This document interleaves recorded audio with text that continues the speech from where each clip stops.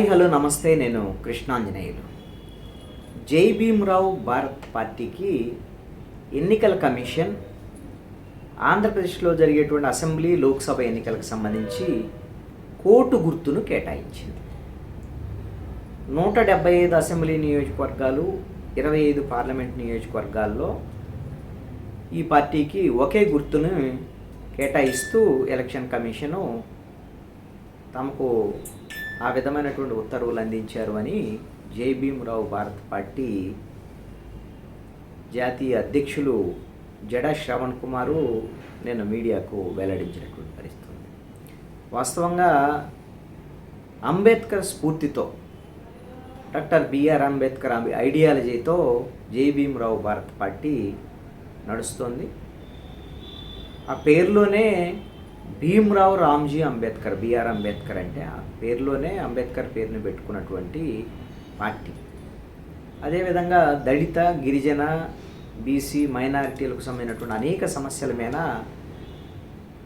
JB party పనిచేస్తూ వచ్చింది. ఆంధ్రప్రదేశ్ రాజకీయాల్లో ఒక నూతన వరవడిని కూడా ఈ జేబీ పార్టీ సృష్టించిందనటంలో ఎటువంటి సందేహం లేదు. దళిత అసెంబ్లీ పేరుతో దళితులకు సంబంధించినటువంటి సమస్యలు ఏమిటి, ఈ సమస్యల పరిష్కారానికి ప్రభుత్వాలు ఏం చేయాలి అనేటువంటి అంశాల మీద సదస్సులు నిర్వహించింది. అదేవిధంగా గిరిజనుల సమస్యల మీద, క్రిస్టియన్, ముస్లిం మైనారిటీల సమస్యల మీద.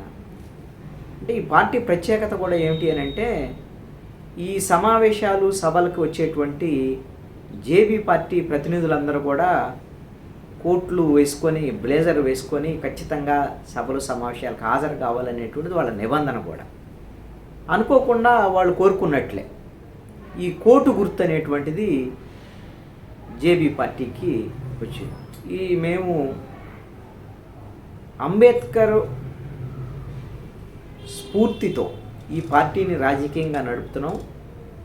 ఆయన నిత్యం ఉద్యమాల్లో కూడా కోటు వేసుకొని ఉద్యమాల్లో కూడా పాల్గొన్నారు. ఆయన స్ఫూర్తితోనే ఈ జేబీ పార్టీ అధ్యక్షుడైనటువంటి హైకోర్టు న్యాయవాది, మాజీ న్యాయాధికారి జడా శ్రవణ్ కుమార్ కూడా అన్ని సభలు సమావేశాల్లోనూ, టీవీ డిబేట్స్లోనూ కోర్టుతోనే కనపడతాడు, ఆయన కోర్టు వేసుకొని. అది కొంత పార్టీ వాళ్ళు కోరుకున్నట్టుగానే ఈ కోర్టు గుర్తు రావటం అనేటువంటిది మాకు మంచి కలిసి వచ్చేటువంటి అంశం. ఈ కోర్టు ద్వారాగా మేము సామాన్యులు కూడా ఉన్నతంగా వాళ్ళని ఆర్థికంగా, సామాజికంగా, రాజకీయంగా ఉన్నతంగా తీర్చిదిద్దేటువంటి ప్రయత్నాల్లో భాగంగానే ఈ కోర్టు గుర్తుతో ప్రజల్లోకి విస్తృతంగా వెళతాము అనేటువంటి విషయాన్ని ఆ పార్టీకి సంబంధించినటువంటి నేతలు ప్రకటిస్తున్నటువంటి పరిస్థితి. ఇప్పటికే ఆ పార్టీ 85 అసెంబ్లీ స్థానాలు, అదేవిధంగా 10 పార్లమెంటు స్థానాల వరకు కూడా అభ్యర్థులను ప్రకటించారు.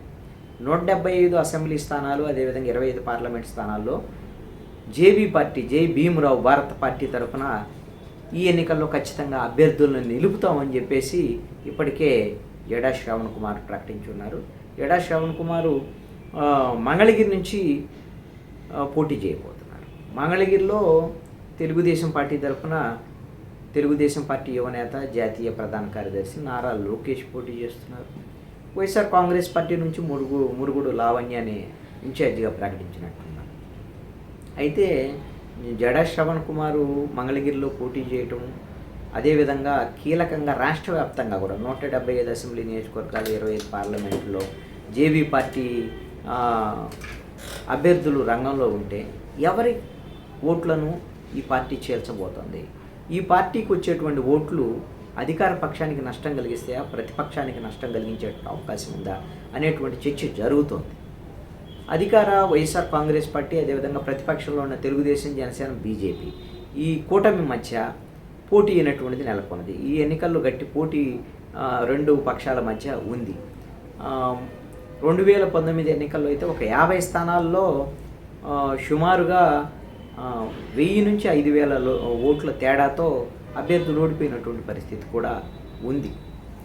ఇప్పుడు జేబీ పార్టీకి సంబంధించినటువంటి విషయంలో కూడా వీళ్ళు ఏమిటి అని అంటే, అన్ని నియోజకవర్గాల్లో పోటీ చేసినప్పటికీ కూడా కాన్సన్ట్రేట్గా ఒక 50 నుంచి 75 నియోజకవర్గాల్లో 5 నుంచి 10,000 ఓట్లు సంపాదించడమే లక్ష్యంగా మేము పనిచేస్తున్నాం. ఈ ఎన్నికల్లో గెలుపోవటములు ఎవరిది అనేటువంటి మాకు సంబంధం లేకుండా కాన్షీరాం అందించినటువంటి స్ఫూర్తితో పోటీ చేయటం, ఓడించటం, ఓడిపోవటం, గెలవటం ఇది కీలకమైనది.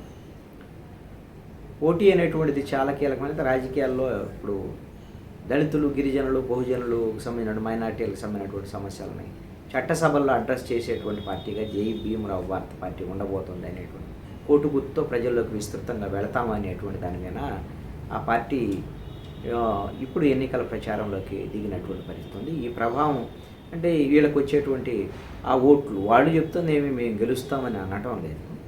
మేము మా బహుజనులకు సంబంధించినటువంటి ఓట్లను సంపాదించేటువంటి ప్రయత్నంతో మేము వెళ్తున్నాం. అనేకమైనటువంటి న్యాయపరమైనటువంటి సహాయ సహకారాలు పేదలు, దళితులు, గిరిజనులు, బహుజనులకు మేము అందించేటువంటి ప్రయత్నం చేస్తున్నాము.